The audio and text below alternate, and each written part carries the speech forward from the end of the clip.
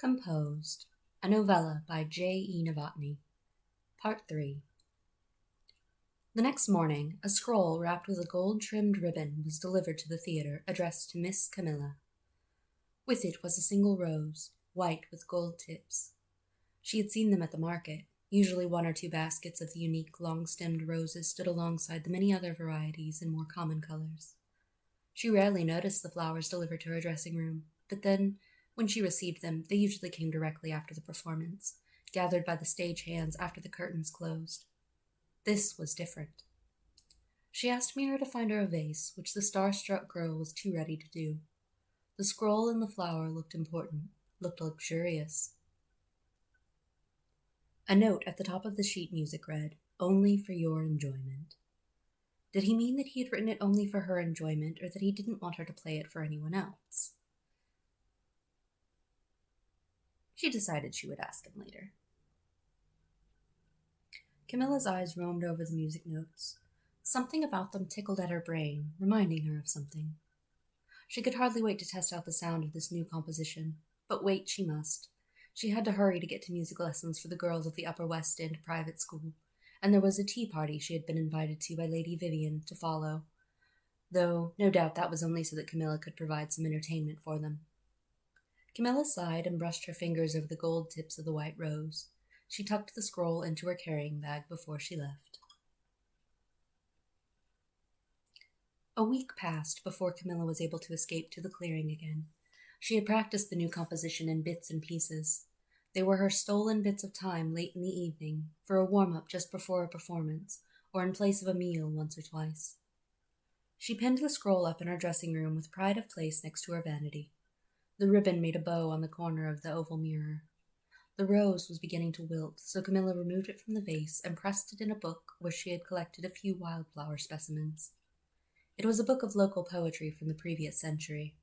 She'd read little of it, but there was one poem which she enjoyed very much, and on that page she placed the gold-tipped rose, which was looking a bit more all over yellow now.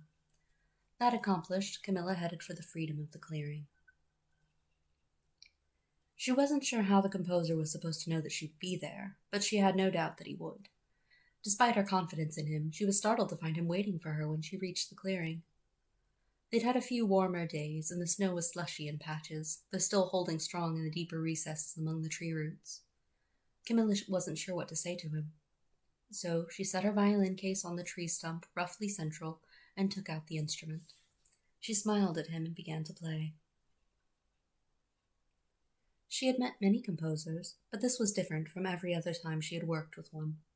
She had never worked in the middle of the forest with someone whose face she had never seen, and whose name she did not know to begin with. Then there was his manner, which was so unlike any musician she had met before.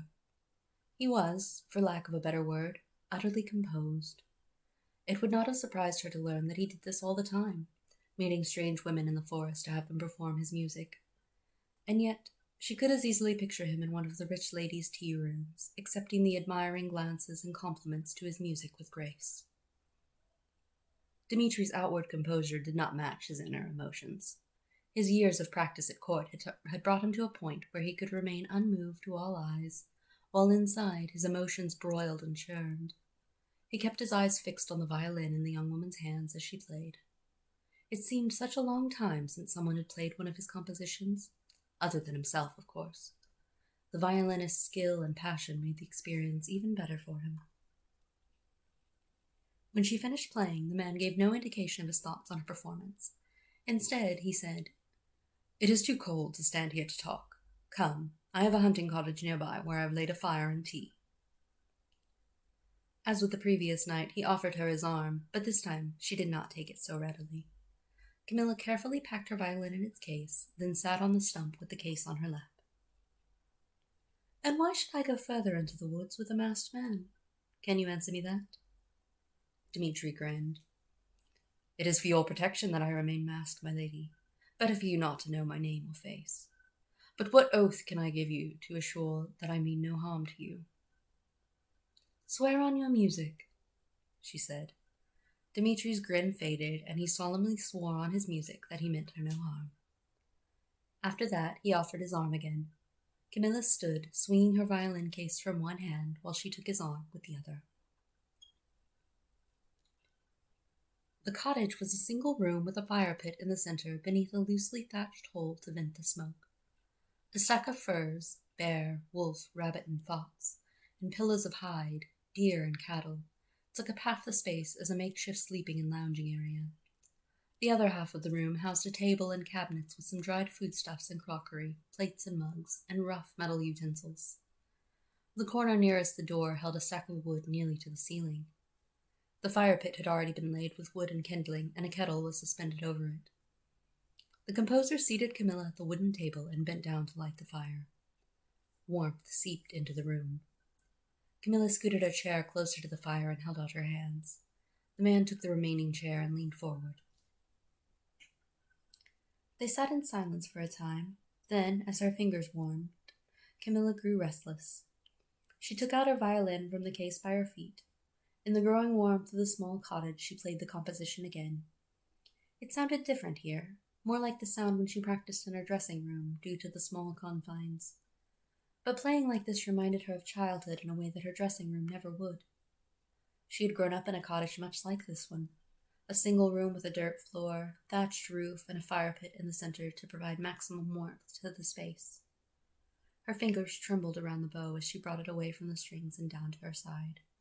She shifted the violin to her lap. "You play beautifully." "Thank you. You write beautiful music." Silence again. The fire crackled in front of them, and the occasional gust of wind whistled through the eaves.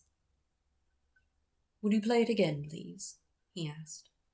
Camilla nodded and picked up the instrument. This time, she deliberately changed something, a piece that had been bothering her for some time while she practiced. A shift in the notes that didn't quite fit properly. She glanced at the composer and found him nodding as he pulled a notebook from inside his jacket. She watched him jot something down with a gold-plated fountain pen.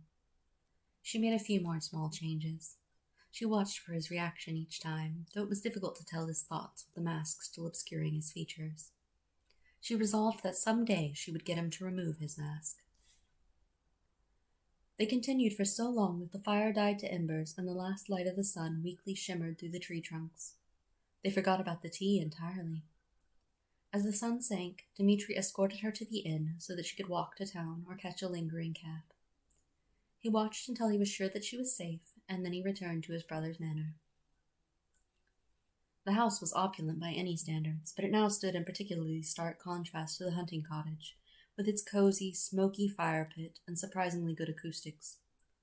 He knew there were servants bustling throughout the building, but it still felt lonely. The butler approached, and Dmitri allowed him to take his coat. He declined any dinner and made his way to his studio.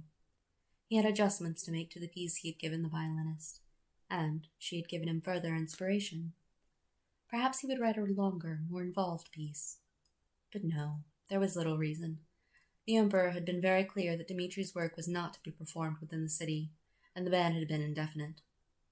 Dmitri could well die without hearing his music played by a full orchestra again. He shuddered at the thought, and he swept his hand lightly over the keys of his piano. Of course, he thought, he could go to another city. The Emperor had made that clear enough, too.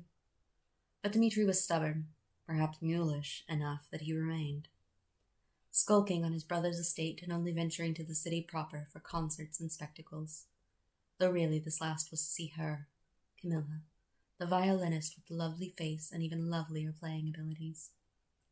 At least his association with her couldn't get either of them into much trouble since she wasn't nobility. He played aimlessly while he daydreamed about running away with Camilla somewhere that she could play his music for the world, rather than playing in forest clearings and hunting cottages.